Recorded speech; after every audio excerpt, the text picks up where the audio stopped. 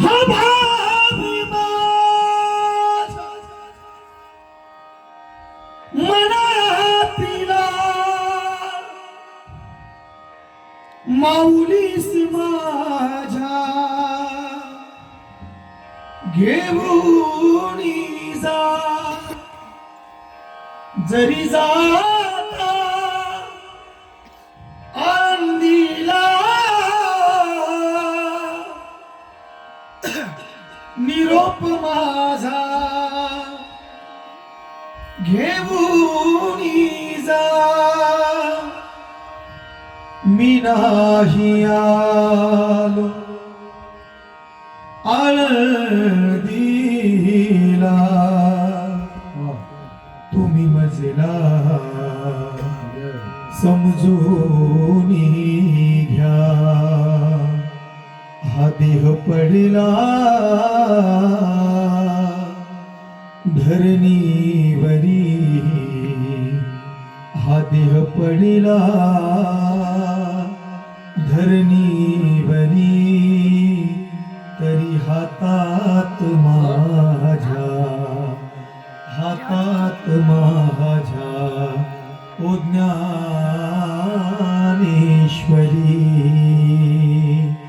हा भाव माझ्या मनातला माऊलीस माझ्या घेऊन जा जरी जाता आळंदीला निरोप माझा घेऊन जा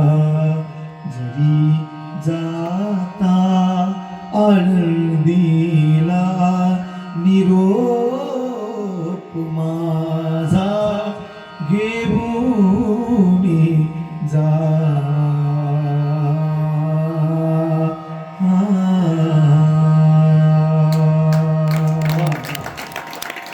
खरं तर आवाज बसला थंडीमुळे पण एक गोष्ट सांगेल गड्या तुमच्या सगळ्यांचं प्रेम आहे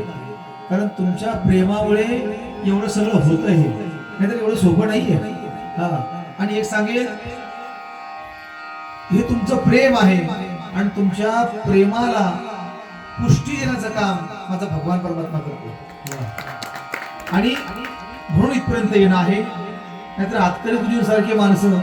योगायोगानं भेटणं आणि आपल्या विनंतीला मान देऊन त्यांनी इथपर्यंत येणं एवढं सोपं नाहीये कारण आज जवळपास 400-500 विद्यार्थी त्यांचे आहेत जे म्युझिक शिकतात उद्या रविवारचाही क्लास बुडणार आहे कालचाही क्लास बुडलाय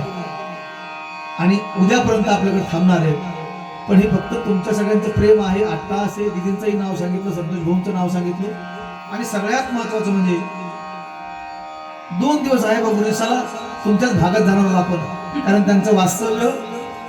पाचगणीला जवळपास 10 ते 15-20 वर्षे राहिली तिथं गुरुजी होते ते शिक्षक त्या ठिकाणी म्हणून काम केलं त्यांनी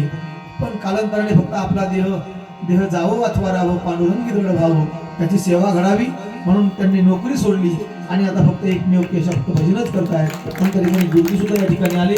त्यांचा चरण नतमस्तक होतो मलाही आपण या ठिकाणी आवर्जून त्या ठिकाणी प्राचारण केलं नाहीतर मुझमे तो ऐसी कोई बात नहीं है प्यारो ये तो मेरी भगवान की कृपा आहे नाहीतर आपण कोण आहे गड्या माझं पामर आहे काय थोरपण पायीची वाहन पायी बरी पण आपल्या प्रेमामुळे इथपर्यंत येणं झालं कृष्ण महाराज सुद्धा त्या ठिकाणी आपल्याला आपले सुंदर मृदंग वाजवतात ही सुंदर सुंदर लेकरं सुद्धा आहेत फोटो काढतात म्हणून सगळ्यांच्या चरणी साष्टांग प्रणिपात करतो इथपर्यंत आलो सेवा केली मोडकी तोडकी फारच आम्ही तुमच्याकडे भक्त जाऊ असं नाहीये पण जेवढं जमेल तेवढं गाण्याचा आम्ही प्रयत्न केलाय उद्या सकाळी कीर्तन आहे आणि मला असं वाटतं तेवढं कीर्तन करावं आणि आम्हाला सुट्टी देऊन टाकावी सकाळी कीर्तन एवढं करतो गाणंही गातो कीर्तनही करतो 2 तास म्हणजे 2.5 तास करतो सकाळी माझंच कीर्तन ना संध्याकाळी कसं होईल तुमच्या झोळीत पूर्ण परिपक्व माप टाकून जाऊ नंतर हे मला दोष देतील संतोष भाऊचा स्वभाव मला एका मिनिटात कळाला मग त्यांनी स्पष्टपणे सांगितलं गुरुजी नाही तुम्ही पण चांगलेच आहात कारण तुमच्या दोघांच्याच माध्यमातून आम्ही आलोय नाहीतर कोणाच्या ओळखी सांगा बरं तुम्ही कोणी मला ओळखताय का फक्त मोबाईलवरती बघितलं असेल है ना, कोणीतरी अभंग गायला असेल तेव्हा पाहिलं असेल, गुरुजींनाही पाहिलं असेल, फक्त आपली भेट मोबाईलची आहे. पण एवढा खर्च करून फक्त आम्हाला यांना समोर पाहायचंय यासाठी आम्हाला बोलवलंय. एकदा दादांसाठी सगळे टाळ्या वाजवा खरोखर, कारण त्यांच्यामुळे आणि त्यांच्या अट्टाहासामुळे ही एवढी सोन्यासारखी आणि सोन्यापेक्षाही जास्त बहुमूल्य ज्यांचं धन आहे अशी माणसं आपल्याला लाभलेली आहेत. खरोखर दादांच्या आणि तुम्हा सर्वांच्या प्रेमापोटी हे सगळं होतंय. तुम्ही एवढे का होईना शेवटपर्यंत थांबलात, म्हणून तुमच्याही शरीर साष्टांग होईल. आई साहेब हे सगळे घराचे आहेत, सगळे एका घरातले आहेत. अरे म्हणजे एका घरात शिकतात अजून महाराज शिक्षणाचे विद्यार्थी उत्तम उत्तम